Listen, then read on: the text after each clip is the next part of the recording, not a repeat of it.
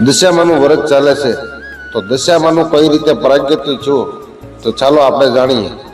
એકવાર વિષ્ણુ ભગવાન સિંહાસન માથે બેઠા હતા ને અચાનક જ એનું સિંહાસન હલવા લાગ્યું, એટલે વિષ્ણુ ભગવાને જોયું તો કળયુગ આવતો હતો ને કળયુગ મનની અંદર એવું વિચારતો હતો કે આ દુનિયાની અંદર મારો જ બધું ધર્મ ચાલશે ને મને મારી જ બધી સ્થાપના થશે।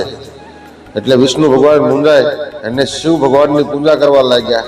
એટલે શિવ ભગવાન જાગ્યા ને શિવ ભગવાને કીધું કે હે પ્રભુ, તમે મારી કે માટે પૂજા કરી રહ્યા છો?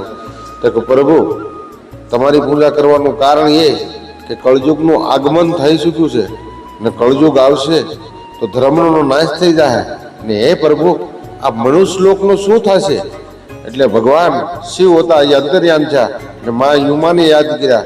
એટલે મા યુમા આવ્યા ને યુમાએ કીધું કે હે ભગવાન, શું મારા કામ પડ્યા?